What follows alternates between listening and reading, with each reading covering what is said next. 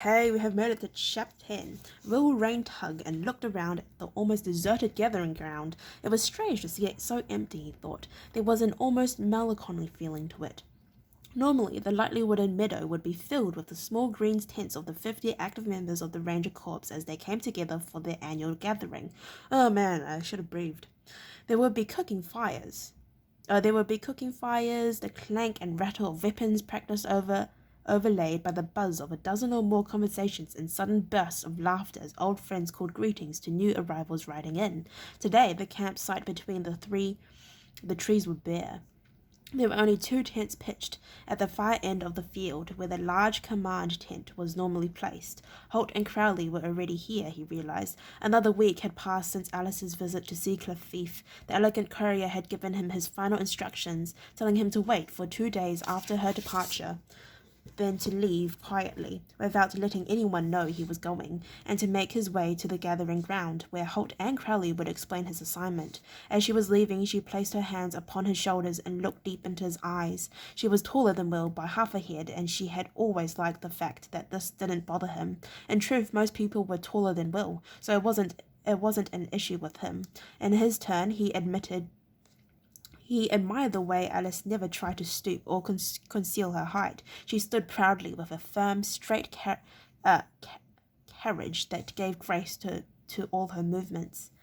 As their gazes met, he saw the light of sadness in her eyes. Then she leant forward, and her lips touched his lightly, light as a butterfly's wing, and amazingly soft to the touch. They remained so for many seconds. Then Alice finally stepped back. She smiled sadly at him, sorry to be leaving so soon after seeing him again. "Take care, Will," she said. He nodded. There was a huskiness in his throat, and he didn't trust himself to speak immediately. Eventually he managed to reply, "And you." He had watched her ride away with her two-man escort until the trees hid her from sight, and he had remained watching for some time after that. Now here he was, ready to find out more about this assignment, anxious and uncertain, and just a little saddened by the thought of his last moments with Alice and the sight of the empty gathering ground.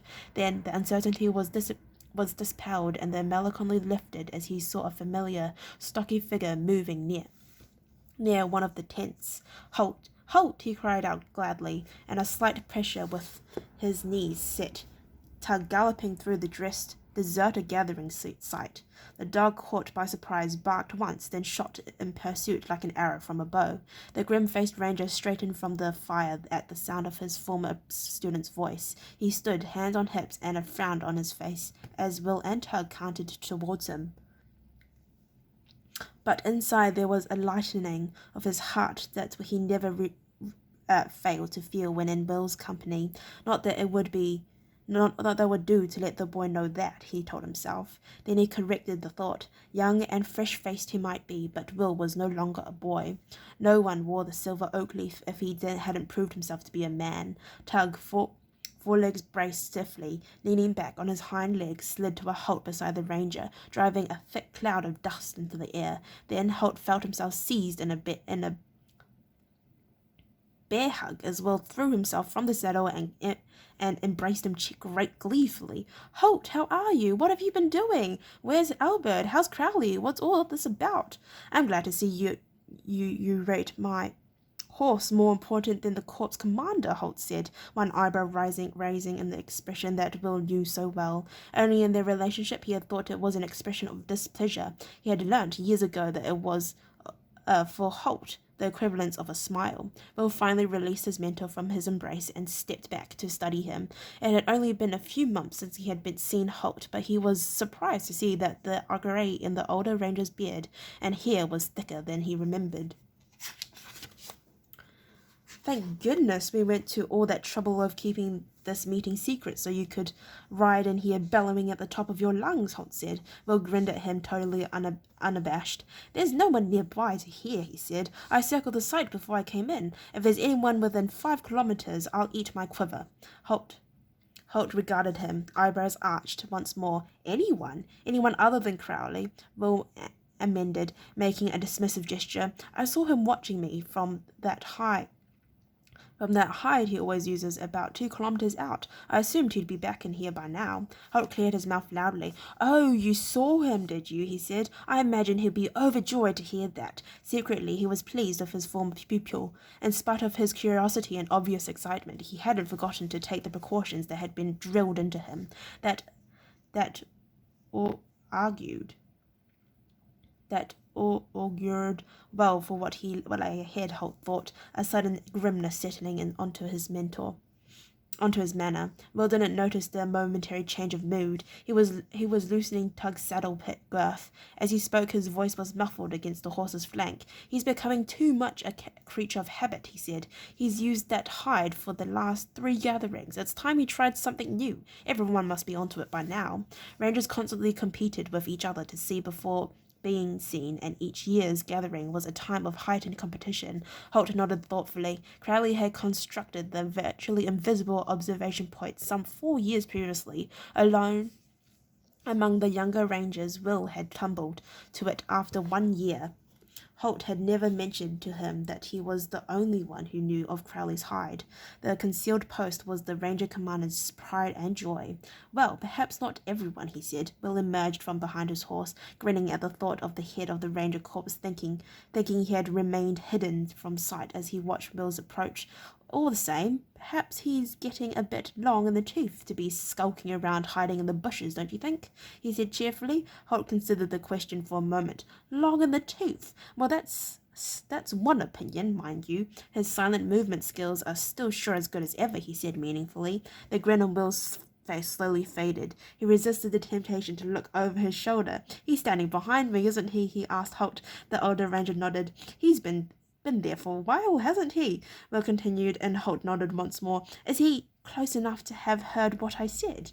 Will finally managed to ask, fearing the worst. This time Holt didn't have to answer. Oh, good grief, no, came a familiar voice from behind him. He's so old and decrepit these days. He's as deaf as a post. Bruh. Will's shoulders sagged, and he turned to see the sandy-haired commander standing a few meters away. The young man's eyes dropped. Hello, Crowley, he said, then mumbled, I'm sorry about that. I'm sorry about that. Crowley glared at the young ranger for a few more seconds. Then he couldn't help the grin breaking out on his face. No harm done, he said, adding with a small note of triumph. It's not often these days I manage to get the better of one of you young ones. Secretly, he was impressed at the news that Will had spotted him his hiding place. Only the sharpest eyes could have picked it. Crowley had been in the business of seeing without being seen for 30 years or more, and despite what Will believed, he was still an absolute master of camouflage and unseen movement. He noticed another movement now, a wagging movement, and he dropped to one knee to consider the dog. Hello, he said softly. Who is this? He held out one hand, knuckles slightly flexed and fingers pointing down, and the dog crept forward a few paces, sniffed at the hand, then wagged her tail once more, her ears rising into a pricked-up, alert position. Crowley loved dogs, and they sensed it, seeming to single him out as a friend at the first moment of contact. I found her when I was on the way to Seacliff, Will explained. She'd been hurt and was nearly dead. Her previous owner had tried to kill her. Crowley's face darkened. The idea of cruelty to animals was abhorrent to him. I trust you had words with this man, he said. Will shifted his feet uncertainly. He wasn't altogether sure how his superiors might view his treatment of John Buttle. Well, in a manner of speaking, yes, he said. He noticed Holt's raised eyebrows. His old teacher could always tell when Will hadn't told him the full facts of the story. Crowley, his hand ruffling the fur behind the dog's ears, looked up curiously as well. In a manner of speaking. Will cleared his throat nervously. I had to deal with him, but not because of the dog. Well, not directly because of the dog. I mean, it was because of the dog that he turned up at my cabin that night, and then he overheard what we were saying, and then, well, I knew I'd have to do something about him because he'd heard too much. And then Alice said maybe we'd have to, but I thought that might be a bit drastic, so in the end it was the best solution I could think of. He paused, aware that the two men were staring at him, total incomprehension on both their faces. What I mean to say is, he repeated, it sort of involved the dog, but not really directly, if you get my meaning. There was a very long pause, then Holt said slowly, No, actually, I don't.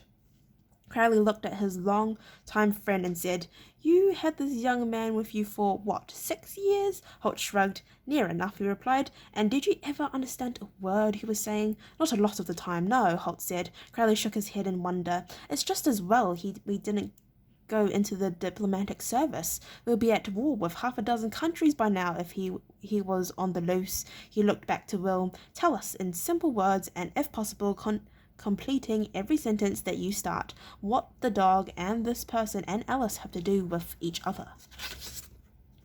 Will drew a deep breath to begin talking. He noticed that both men took an involuntary half-step backwards and decided he'd better try to keep it as simple as possible. The dog's former owner was a local thug called John Buttle. He wounded her and abandoned her. I found her on the road and took care of her. He made himself stop and looked at Holt and Crowley for confirmation they were with him so far. Both gestured for him to proceed. "Alice was at my cabin delivering your message when Buttle decided he'd come and reclaim his dog.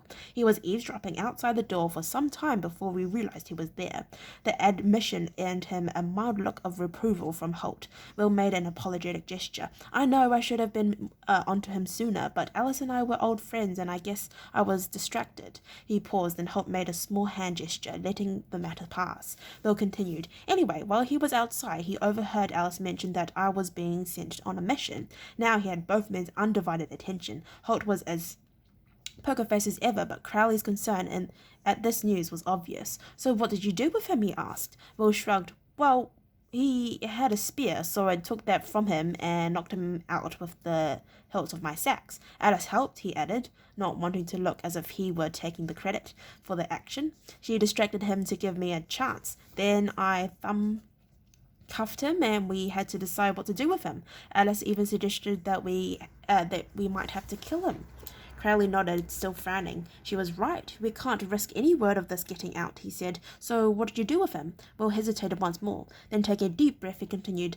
The Scandinavian warship was still in port, so I took him down to them. They're taking him as a slave." He waited, worried about their possible reaction. Slavery, after all, was illegal in Ireland. Alice had pointed that out when he proposed his idea. "You sold him?" Holt asked. Will shook his head. "Well, no, I didn't sell him. I sort of gave him into slavery." "Gave him into slavery," Crowley repeated, testing the expression as he said it. "Gunda was quite pleased to have him," Will added, hoping this put a better light on the matter. "The point was, I knew it would keep him from spreading any word about my mission, and if he told the Canadians, it wouldn't matter. They probably wouldn't listen to him, and even if they did, they'd be stuck on Scourgel for the next 3 months anyway." There was a silence as Crowley and Holt considered what he'd told them. Will couldn't keep himself from adding, "It seemed to be that or kill him, and I didn't think he actually deserved to die over it." But you did think he deserved to be given into slavery?" Crowley asked. Will's jaw set a little more firmly before he answered. "Yes, I do, Crowley. The man has a long history of crimes of violence. He's probably responsible for more than one murder. Not that that's any proof that would stand up in a court of law," he added. Holt scratched at his beard, looking thoughtful. "After all," he put in mildly, it is our part of our brief to deal with cases where there's insufficient evidence for a conviction." Crowley looked at him sharply. "That's not formally acknowledged, as you well know," he said. Holt nodded, taking the point, then continued in the same mild tone. "So the case of Andor of Cruz wouldn't by any means set a precedent?" he asked, and Crowley shifted his feet uncomfortably. Will looked at the two of them, puzzled by the turn in the conversation. "Andor of Cruz?" he asked. "Who was he?" Holt smiled at him. "He was a giant, over 2 meters tall, and a bandit. He terrorized the town of Cruz for several months until a young ranger dealt with him in a relatively unconventional way." Seeing Will's interest and Crowley's discomfort, Holt continued with the barest hint of a grin. He chained him to a mill where a mill wheel in the town, and let the people of Cruz use him as a mill pony for a period of 5 years. Apparently it had a chastening effect on his soul and brought quite a bit of prosperity to the town as well. Cruz flour became well known for the fineness of its grind. Crowley finally interrupted the tale. Look, it was a different situation, and he corrected himself a little too late. The ranger concerned couldn't think of any other way of dealing with it, but at least he was making reparations to the people he had wronged. He wasn't just sold as a slave to a foreign power. Well, said Holt, neither was this Buttle character, and actually, as Will pointed out, he wasn't sold, he was given. A good lawyer could probably make a case that with no money changing hands, there was nothing done that was against the laws of the country. Crowley snorted. A good lawyer, he said. There's no such thing. All right, young Bill, I suppose you acted for the best. And as your lawyer here points out, technically speaking, there's no crime involved. Maybe you'd better pitch your tent. We'll talk later after supper. Will nodded, flashing a grin at Holt, who raised that eyebrow again. As he moved off to pitch his small green tent, Crowley stepped a little closer to his old friend, speaking in a lower tone so that Will couldn't hear. You know, it's not a bad way of dealing with awkward cases, he said softly. Maybe you should connect your friend Eric and see if he could do it on a more regular basis. Holt looked at him for a long moment in silence. Of course, after all, this country only has so many flour mills, doesn't it? Alrighty, I'd like to thank you for listening to read up to chapter 10. If you'd like to listen to me read chapter 11, then please stay posted, and hopefully I'll see you next time. Bye-bye.